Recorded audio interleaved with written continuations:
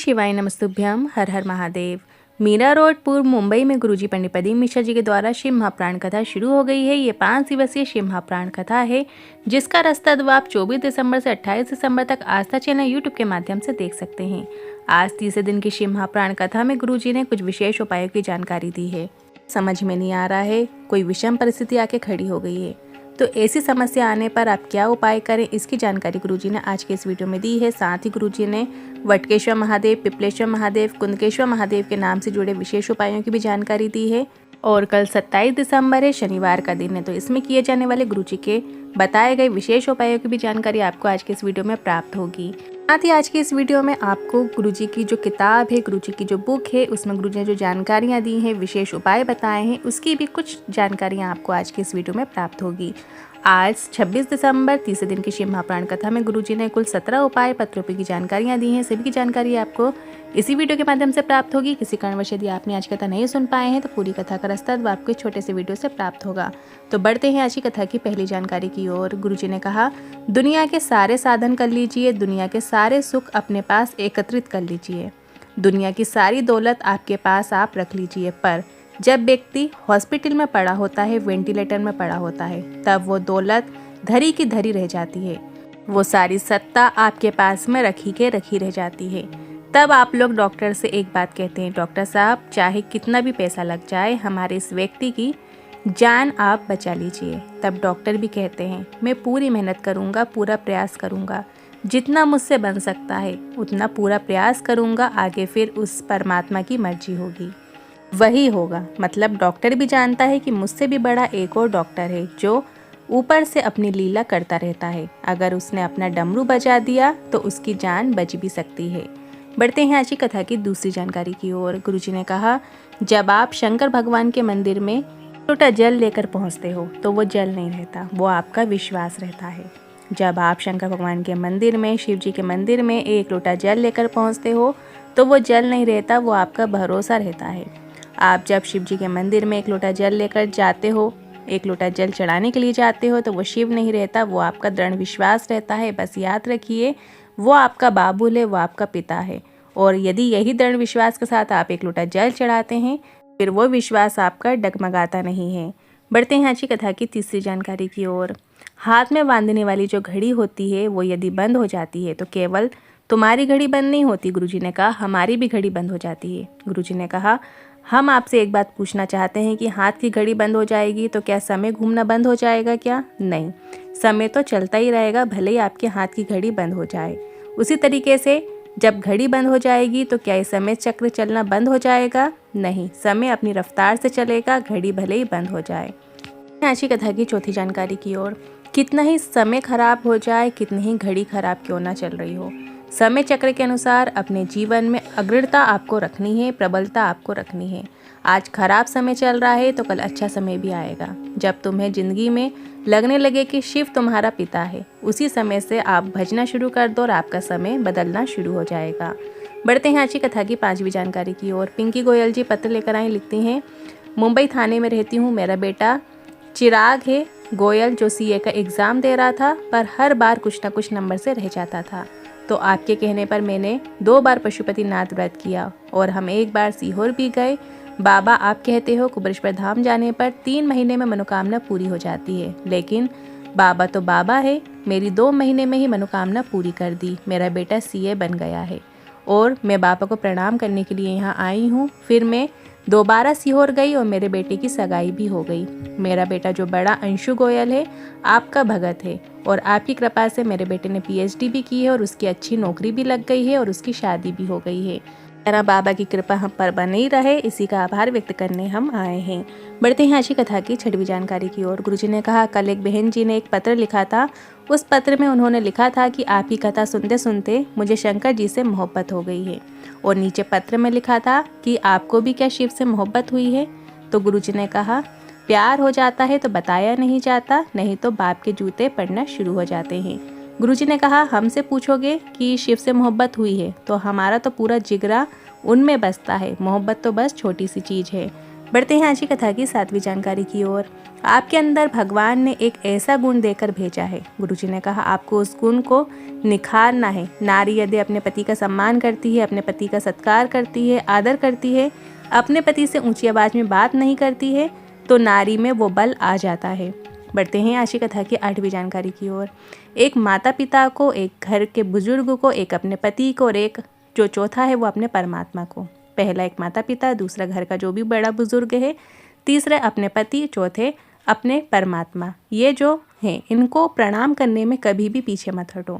हमारे ऊपर कोई बड़ी मुसीबत यदि आने वाली होती है, कोई कठिनाई आने वाली होती है, तो वो अपने ऊपर से कट जाती है, अपने ऊपर से हट जाती है। तो कभी भी संकोच नहीं करना चाहिए अपने माता पिता को प्रणाम करने में। बढ़ते हैं आज की कथा की 9वीं जानकारी की ओर। गुरुजी ने एक और कथा का बताया है कि उत्तर प्रदेश में माघ का मेला है। सतु बाबा शिविर में शिव महाप्राण कथा होने जा रही, जो कि 5 दिवसीय शिव महाप्राण कथा रहेगी। और इस कथा की जो तारीख रहेगी वो 27 जनवरी से 31 जनवरी 2026 में रहेगी। बढ़ते हैं अगली 10वीं जानकारी की ओर। महिषासुर की आज कहानी गुरुजी ने सुनाई थी। तो महिषासुर जब समाप्त हो गया, जब माता दुर्गा ने, जगदम्बा भवानी ने महिषासुर का संहार कर दिया, तब माता पार्वती ने, माता दुर्गा ने शिव से कहा कि इतनी शक्ति मुझ में प्रकट कैसे हो गई। तो महादेव ने कहा सुनो पार्वती, तुम जब महिषासुर का संहार कर रही थी, उसी समय मैंने भगवान ब्रह्मा और भगवान विष्णु के सामने संपूर्ण जगत की स्त्रियों को, घर में जन्म लेने वाली एक बेटी को, घर में जन्म लेने वाली जो नारी को, एक कन्या को, जो भी इस पृथ्वी में जन्म लेगी, भगवान शंकर ने कहा मेरी आदि शक्ति उसके अंदर विराजमान रहेगी। बढ़ते हैं आज की कथा की 11वीं जानकारी की ओर। तो शिव कथा कह रही है मेरे ओघरदानी, मेरे शंभु, मेरे शंकर भगवान कहते हैं। ये महाप्राण की कथा कहती है शंकर का प्रत्येक मनुष्य, चाहे वो स्त्री हो चाहे पुरुष हो, शंकर भगवान पर यदि वो एक लोटा जल समर्पित करता है तो उसमें एक अलग सी ऊर्जा, अलग सी शक्ति, अलग सा बल, अलग सा तेज उसमें समाहित हो जाता है। शंकर कहते हैं मैं उसे वो तेज, वो बल उसे प्रदान कर देता हूँ। उसमें वो बल अपने आप ही आ जाता है, शक्ति उसमें वो अपने आप ही आ जाती है, जो शंकर भगवान पे एक लोटा जल अर्पित करता है। बढ़ते हैं आज की कथा की 12वीं जानकारी की ओर। गुरुजी ने कहा कई माताएं ऐसी होंगी जो कुंवारी अवस्था से लेकर अभी तक सोमवार का व्रत रख रही होंगी। उन्होंने वो व्रत मायके में भी रखे होंगे और अभी भी रख रही हैं। कई वर्षों से सोमवार के व्रत कर रही होंगी, जिनको व्रत करते करते 2 साल हो गए, 5 साल हो गए, 8 साल हो गए, पर आपका सोमवार का व्रत चल रहा है। कई परिवार के लोग कह भी देते हैं कि तुम्हारे अंदर इतना बल, इतनी शक्ति कैसे है, कहाँ से आ जाती है जो तुम इतने सोमवार के व्रत करती हो, इतने समय से कर रही हो। तो माताएं बहनें कह देती हैं जो शिव हैं, जिनके हम आराधना करते हैं, वही हमें वो बल प्रदान करते हैं, वही हमें ये शक्ति प्रदान करते हैं। बढ़ते हैं आज की कथा की 13वीं जानकारी की ओर। गुरुजी ने कहा हम फिर निवेदन करना चाहते हैं। 20 साल शादी के हो गए, 25 साल शादी के हो गए या 30 साल शादी के हो गए, हमने इस व्यासपीठ से देखा है जिनकी शादी को बल्कि 40-40 साल भी हो गए हैं, इसके बाद भी देवादेव महादेव ने उनके घर में कृपा की है और उनके घर संतान हुई है, औलाद हुई है। भगवान शिव ने उन्हें कृपा प्रदान की है। अगर नहीं है संतान तो दुखी मत हो, आपको सफ़ेद आकड़ी की जड़ का प्रयोग करना है। दोनों पति पत्नी मिलकर सफ़ेद आकड़ी की जड़ लेकर आइए और रजस्वला धर्म के 7वें दिन आपको उस जड़ को लाल कपड़े में लपेट के, लाल धागे में लपेट के आपको तुम्रुकेश्वर महादेव का नाम लेते हुए शिवलिंग के ऊपर से 11 या 21 बार आपको उतार लेना है। और उसके बाद दोनों पति पत्नी को साथ ही मंदिर जाके उपाय करना है। और जब वो जड़ को आपको 21 बार या 11 बार तुम्रुकेश्वर महादेव का नाम लेते हुए शिवलिंग पे से जब आप वाल लेते हैं, उतार लेते हैं, उसको नंदी के पीछे खड़े होकर अपनी कमर में आपको बांध लेना है। कम से कम 3 महीने आपको वो जड़ को कमर में बांधे रखना है और महादेव से प्रार्थना करना है, निवेदन करना है, बाबा झोली भरो हमारी। साथ साथ आपको 1 लोटा जल भी चढ़ाते रहना है और भगवान पे पूर्ण दृढ़ विश्वास आपको रखना है। बढ़ते हैं आज की कथा की 14वीं जानकारी की ओर। गुरुजी ने कहा हम एक निवेदन करना चाहते हैं, यदि आप स्वीकार करो तो। कोई विषम परिस्थिति आ जाती है, सब दूर आपने हाथ जोड़ लिए, सबको आपने प्रणाम कर लिया, सबको बोल दिया, सबसे विनती कर ली, तो फिर भी समस्या आपकी नहीं हट रही है, तो हम एक निवेदन करना चाहते हैं। आपको 5 बेलपत्र लेना है, 5 दूर्वा लेना है और 5 कनेर के पुष्प लेना है और शंकर भगवान के शिवालय जाइए, शिवलिंग पे ये सभी वस्तुएं आपको अर्पित करना है। 5 बेलपत्र, 5 दूर्वा और 5 कनेर के पुष्प आपको शिवलिंग के ऊपर समर्पित कर देना है और इसके बाद 1 लोटा जल लेना है, उसे भी आपको 5 बार करके अर्पित करना है। 5 बार करके कैसे अर्पित करेंगे, थोड़ा जल चढ़ाइए फिर रोक लीजिए, थोड़ा जल चढ़ाइए फिर रोक लीजिए, ऐसा करके जब आप 5वीं बार जल चढ़ाएंगे तो पूरा जल आपको अर्पित कर देना है। और भगवान से निवेदन करना है। लगभग 1 हफ्ते आपको इसी क्रम से जल चढ़ाना शुरू करना है, मतलब पूरे 1 हफ्ते आपको इसी तरीके से ये उपाय करना है, इसी तरीके से इसी क्रम से आपको जल चढ़ाना शुरू करना है। 7 दिन आपको कम से कम ये उपाय करना है और 5 बेलपत्र, 5 दूर्बा और 5 कनेर के पुष्प इसी तरीके से आपको अर्पित करना है। 1 कलश 5 बार करके अर्पित करना है। ऐसा क्रम आपको 7 दिन तक लगातार करना है। गुरुजी ने कहा है बाबा आपका हाथ पकड़ ही लेगा। बाबा 1 हफ्ते के अंदर आपको आपकी समस्या से निदान ज़रूर निकालेगा, कुछ ना कुछ आपके लिए ज़रूर करेगा, ये निश्चित है। बढ़ते हैं आज की कथा की 15वीं जानकारी की ओर। एक पत्र आया, मेरा नाम सागर है, पुणे का निवासी हूँ। 1 लोटे जल का वर्णन करना चाहूँगा आपकी कथा के बारे में। मेरी बहन ने मुझे बताया था। अचानक मेरी तबीयत बहुत ज़्यादा ख़राब हो गई थी और मुझे एडमिट करना पड़ा। और जब एडमिट किया, जब मेरे टेस्ट हुए तो मुझे पता चला कि हार्ट में खून की गांठ बताई गई। में खून की गांठ बन गई है। तब डॉक्टर ने मुझे कुछ दवाइयाँ दी, गोलियाँ दी। अगर उन्होंने कहा कि गोलियों से ठीक होता है तो ठीक है, नहीं तो फिर ऑपरेशन करना पड़ेगा, आगे ट्रीटमेंट करना पड़ेगा। कथा के बारे में मेरी बहन ने मुझे बताया। रुद्राक्ष भी लेने हम कुबेश्वर धाम गए और आपके कहे अनुसार महादेव के नाम से शिव जी को जल चढ़ाना शुरू किया और उस जल का आचमन करना भी शुरू किया। साथ ही शनिवार के दिन पीपल के नीचे महादेव के नाम से जल चढ़ाने लगे। पिपलेश्वर महादेव के नाम से जल चढ़ाना शुरू किया और बाबा के पास जो रुद्राक्ष का जल है उसका भी हमने आचमन करना शुरू किया। डॉक्टर को जब फिर टेस्ट कराने गए तो डॉक्टर ने कहा अब आप पूर्ण तरीके से स्वस्थ हैं, सभी गांठें आपकी गल गई हैं, आप ठीक हो गए हैं, उसी का आभार व्यक्त करने आए हैं। अगर किसी के शरीर में कहीं गांठ हो गई है तो आपको 1 लोटा जल पीपल के वृक्ष के नीचे शनिवार के दिन पिपलेश्वर महादेव के नाम से चढ़ाना शुरू कर देना है, जो कि इस पत्र में भी आया है। उन्होंने यही उपाय करके अपनी गांठें ठीक की हैं। तो आप कल 27 दिसंबर शनिवार का दिन है, यदि गांठों से संबंधित कोई समस्या है आपको तो आप शनिवार के दिन पीपल के वृक्ष के नीचे ज़रूर जल अर्पित करना प्रारंभ करें। पिपलेश्वर महादेव का नाम का स्मरण ज़रूर करें और रुद्राक्ष के जल का सेवन करें। बढ़ते हैं अगली 16वीं जानकारी की ओर। गुरुजी ने कहा 1 कुंदकेश्वर महादेव का नाम, 1 वटकेश्वर महादेव का नाम, 1 पिपलेश्वर महादेव का नाम और 1 तुम्बकेश्वर महादेव का नाम। ये नाम इतने प्रबल नाम हैं, यदि बच्चेदानी में या गर्भ में या शरीर में किसी भी भाग में यदि गांठ पड़ जाती है, यदि आप कुंदकेश्वर महादेव का नाम लेकर या तुम्बकेश्वर महादेव का नाम लेकर या पिपलेश्वर महादेव का नाम लेकर जब आप बेलपत्र को नंदी के पास बैठकर खाना प्रारंभ करते हैं, मतलब जब शिव जी पर चढ़ी हुई बेलपत्र है उसे निवेदन करके आप प्राप्त करके फिर नंदी के पीछे बैठकर आप उस बेलपत्र का यदि सेवन करते हैं, आचमन करते हैं, तो आपको जो गांठ है उसमें आपको लाभ ज़रूर देखने को मिलेगा और आपकी जो गांठ है वो गलना प्रारंभ हो जाती है। तो आप ये उपाय भी साथ में साथ कर सकते हैं। अगली 17वीं जानकारी की ओर। मेरा नाम फड़ विठल है, हम महाराष्ट्र के रहने वाले हैं। गुरुदेव, मेरी बेटी MPSC की तैयारी कर रही थी, पिछले 3-4 साल से कर रही थी।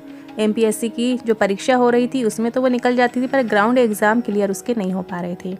मेरी बेटी हिम्मत हारने लगी थी। तब मेरी बेटी मुझसे नाराज़ हो गई। तब मैंने मेरी बेटी से कहा अपन साथ में कुबेश्वर धाम चलते हैं। मेरी बेटी घबराने लगी थी। तब वो कुबेश्वर धाम गई, बाबा से प्रार्थना करी, शंकर का पूजन किया, साथ ही हमने वहाँ से रुद्राक्ष भी लिया और बाबा की ऐसी कृपा हुई कि मेरी बेटी ने फिर से एग्ज़ाम दिया और आज बाबा की कृपा से उसका मेरिट लिस्ट में नाम आया है और मेरी बेटी SI के पद पे चयनित हो गई है। नासिक में उसकी पोस्टिंग हुई है। बाबा की कृपा से यहाँ पर मैं बाबा को प्रणाम करने आई हूँ। अगली 18वीं जानकारी की ओर। इस कथा के बाद गुरुजी की जो अगली शिव महाप्राण कथा रहेगी वो 4 जनवरी से 10 जनवरी 2026 में, ये 2026 की पहली कथा रहेगी जो कि सूरत गुजरात में रहेगी। दूसरी कथा बड़ौदा गुजरात में रहेगी जो कि 16 जनवरी से 22 जनवरी रहेगी। और तीसरी कथा की जानकारी अभी गुरुजी ने दी है 27 जनवरी से लेकर 31 जनवरी जो कि उत्तर प्रदेश में रहेगी। सतुआ बाबा शिविर में ये कथा होगी। फिर 5 फरवरी से 9 फरवरी नांदेड़ में शिव महाप्राण कथा होगी। फिर 11 फरवरी, 12 फरवरी, 13 फरवरी 3 दिन की जो कथा रहेगी वो डबरा मध्य प्रदेश में होगी। फिर 14 फरवरी से 20 फरवरी रुद्राक्ष महोत्सव रहेगा जो कि सीहोर कुबेश्वर धाम में मनाया जाएगा, जिसमें लाखों रुद्राक्ष अभिमंत्रित किए जाते हैं। वही रुद्राक्ष हम बाबा के धाम से प्राप्त करते हैं। कुबेश्वर धाम से जो रुद्राक्ष हमें प्राप्त होते हैं वो इन्हीं दिनों में अभिमंत्रित किए जाते हैं, जो कि हमारे रोग निवारण के लिए लाभदायक होते हैं। अब बढ़ते हैं 27 दिसंबर शनिवार को किए जाने वाले विशेष उपाय की ओर। 27 दिसंबर शनिवार का दिन है। यदि धन संपदा की वृद्धि के लिए एक कुबेर दिया जलाया जाता है, कुबेर दिया प्रज्वलित किया जाता है, जो कि हमने पिछली कई वीडियोस में, अभी हाल ही की वीडियोस में आप सभी को बताया, जिसमें गुरुजी की किताब में भी ये उपाय दिया हुआ है। कुबेर दिया जो होता है वो रात्रि में प्रज्वलित किया जाता है, जिसमें दीपावली के दिन भी प्रज्वलित किया जाता है और ऐसे हम शनिवार के दिन पीपल के वृक्ष के नीचे प्रज्वलित करते हैं हमारे घर की धन संपदा बढ़ाने के लिए। जो शाम का समय होता है, रात्रि का समय होता है 8 बजे से 9:30 बजे के बीच में आप ये दिया पीपल के वृक्ष के नीचे गोल बाती का घी का दिया प्रज्वलित करें। कुबेर दिया होता है क्योंकि उस समय पीपल के वृक्ष में कुबेर का वास माना जाता है, कुबेर वास करते हैं। तो जब हम 8 बजे से लेकर 9:30 बजे के बीच रात्रि में वो दिया प्रज्वलित करते हैं तो हमारे घर में धन संपदा की कमी नहीं होती है, बरकत देखने को मिलती है। तो ये विशेष उपाय आप कल 27 दिसंबर शनिवार की रात्रि में पीपल के वृक्ष के नीचे ज़रूर कीजिएगा। बस और बस आपको एक घी का दिया गोल बाती का आपको प्रज्वलित करना होता है और कुबेर का नाम लेके वो दिया प्रज्वलित करें। साथ में आप श्री शिवाय नमस्तुभ्यम भी बोल सकते हैं। करते हैं प्रदीप मिश्रा जी की जो बुक है, गुरु जी की जो बुक है, उसमें जो जानकारियाँ दी हैं, उपाय बताए हैं, उसकी ओर बढ़ते हैं। शिव जी को अति प्रिय जो सामग्री है, भगवान शिव तुरंत और तत्काल प्रसन्न होने वाले देवता हैं। भगवान शिव को प्रिय 11 ऐसी सामग्री है जिसे अर्पित करने से भोलेनाथ आपकी हर मनोकामना पूरी करते हैं। तो पहली सामग्री गुरु जी ने इसमें बताई है जल। शिव महापुराण में कहा गया है कि भगवान शिव ही स्वयं जल है। शिव पर जल चढ़ाने का महत्व भी समुद्र मंथन की कथा से जुड़ा हुआ है। अग्नि के समान विष पीने के बाद शिव का कंठ एकदम नीला पड़ गया था। विष की उष्णता को शांत करने को, शिव को शीतलता प्रदान करने के लिए समस्त देवी देवताओं ने उन्हें जल अर्पित किया। इसलिए शिव पूजा में जल का विशेष महत्व है। इसलिए 1 लोटा जल सारी समस्या का हल। शिव जी को जल अति प्रिय है। जो जल की धार शिव जी पर लगाता है वो शिव को अत्यंत प्रिय है, जिससे देवादेव महादेव सिर्फ जल मात्र चढ़ा देने से उनकी हर मनोकामना पूरी करते हैं। दूसरी चीज है बेलपत्र। भगवान के 3 नेत्रों का प्रतीक है बिल्वपत्र, अतः 3 पत्तियों वाला बिल्वपत्र शिव जी को अत्यंत प्रिय है। शिव पूजन में अभिषेक व बिल्वपत्र का प्रथम स्थान है। ऋषियों ने कहा है कि बिल्वपत्र भोले भंडारी को चढ़ाना एवं 1 करोड़ कन्याओं के कन्यादान का फल एक समान होता है, ऐसा गुरु जी ने इसमें बताए हैं।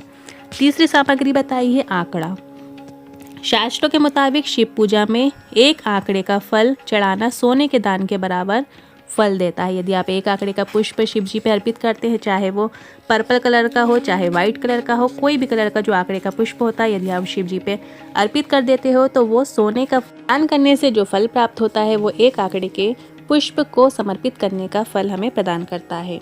इसके बाद चौथा बताया गया है धतूरा। भगवान शिव को धतूरा भी अत्यंत प्रिय है। इसके पीछे पुराणों में जहाँ धार्मिक कारण बताया गया है, वहीं इसका वैज्ञानिक आधार भी है। भगवान शिव कैलाश पर्वत पर रहते हैं।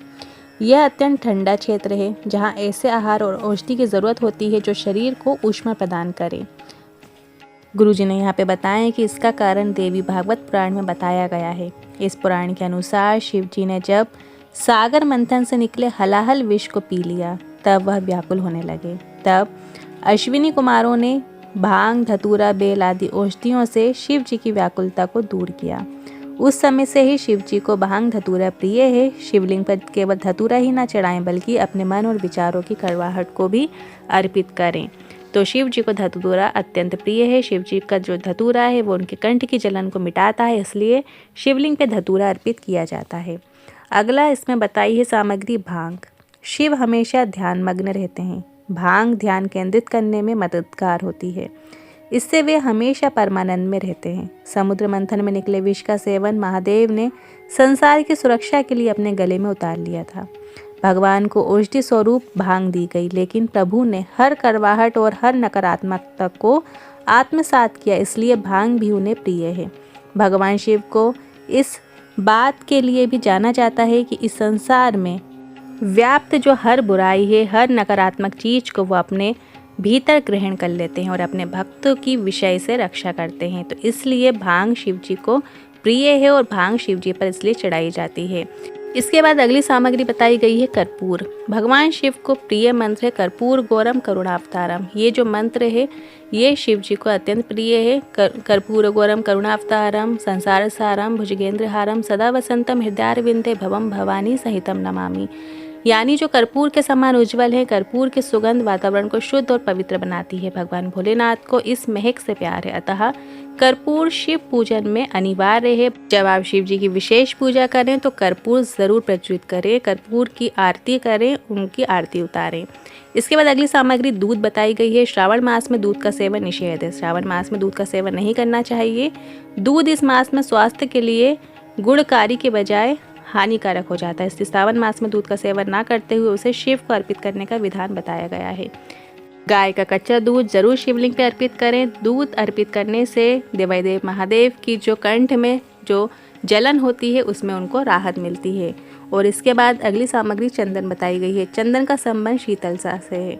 भगवान शिव मस्तक पर चंदन का त्रिपुंड लगाते हैं। चंदन का प्रयोग अक्सर हवन में भी किया जाता है और इसकी खुशबू से वातावरण और खिल जाता है। यहाँ पे गुरुजी ने बताया है कि यदि आप शिव जी को चंदन चढ़ाते हैं, चंदन का त्रिपुंड बनाते हैं तो इससे समाज में आपका मान सम्मान बढ़ता है, यश बढ़ता है।